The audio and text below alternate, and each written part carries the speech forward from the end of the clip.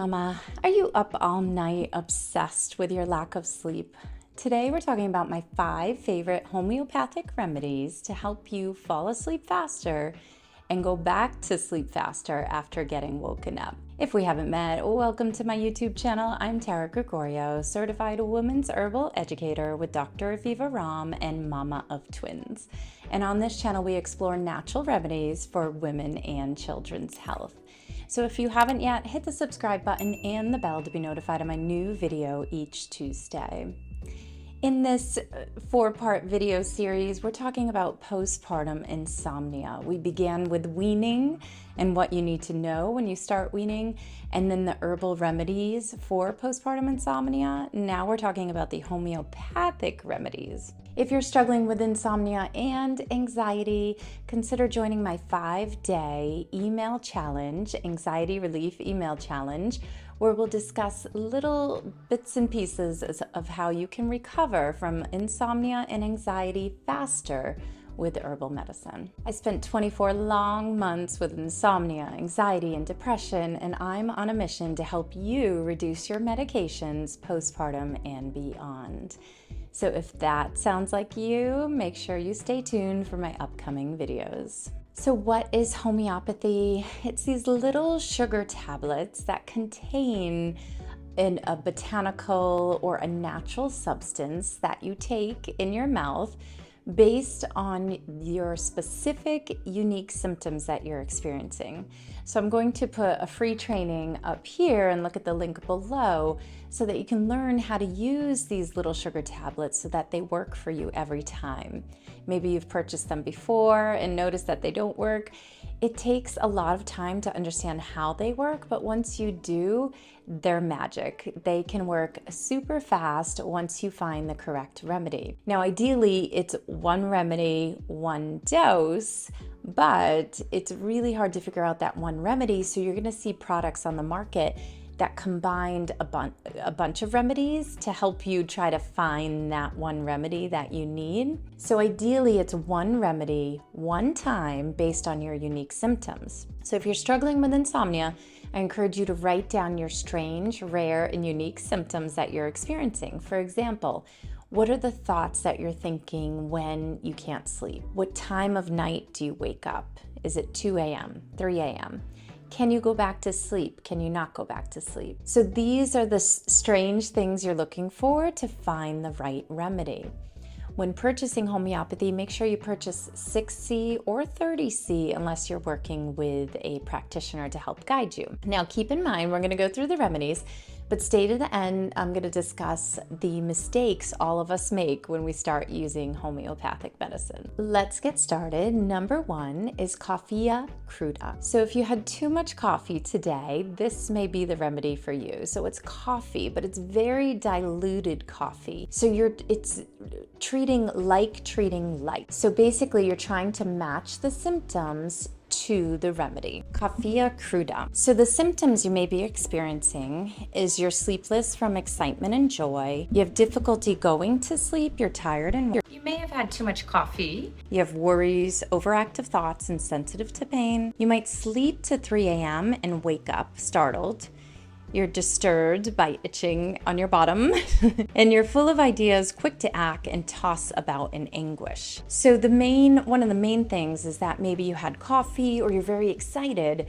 That would be the right remedy for you. So when you're dosing, you give 1 dose, wait 20 minutes, and then a second dose.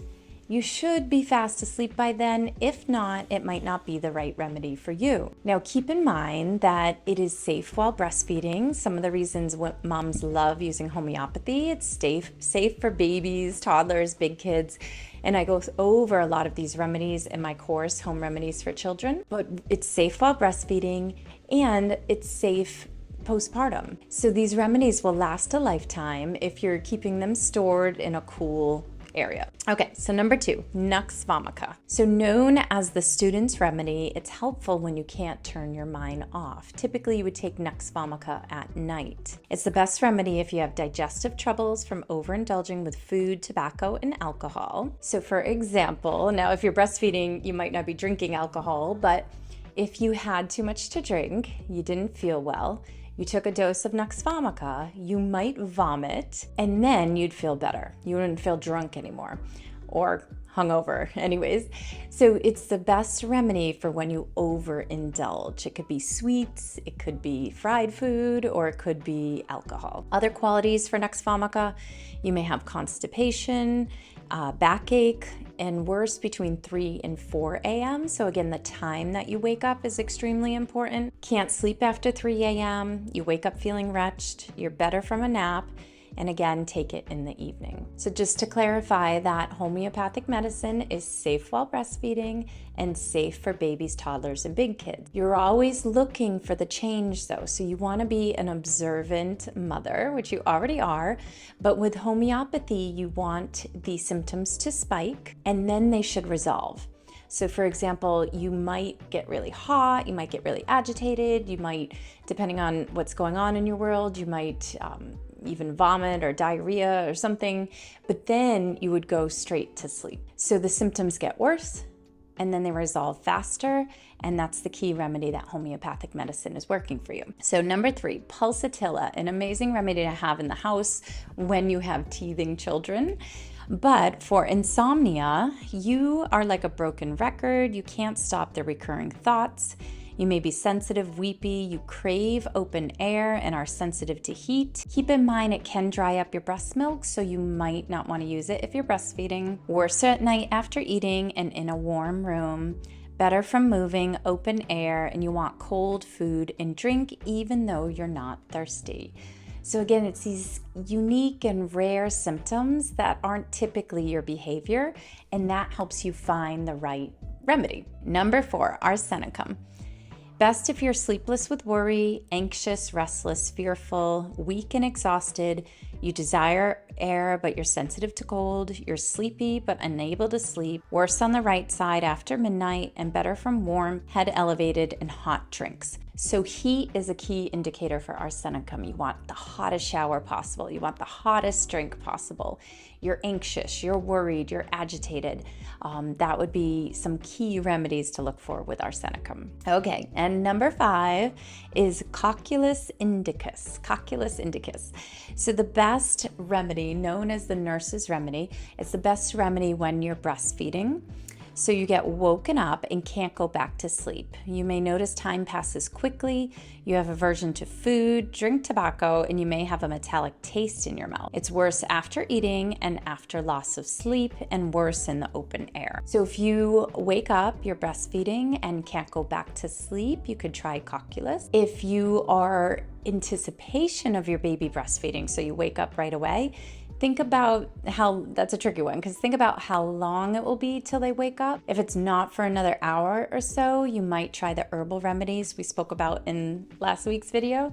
So you might try like passion flower or ashwagandha to help you go back to sleep until you wake up to breastfeed again. Homeopathy might not work if you don't have those strange and unique symptoms nailed down. So just keep that in mind. So let's talk about some mistakes that we all make when we start using homeopathy.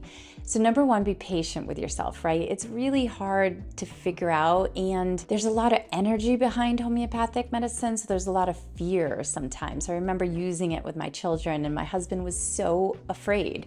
And it is the safest medicine as long as you're not overdosing. So for example, you could take the whole bottle of homeopathic medicine, and that's 1 dose. So nothing would happen to you. But if you took a dose every hour for 10 hours, your symptoms would be off the map. You'd be presenting the remedy. You'd be proving the remedy, they say. So look for a change. When a change happens, you either dose again or you stop dosing altogether. So just be careful of overdosing. Okay, so what mistakes do we make?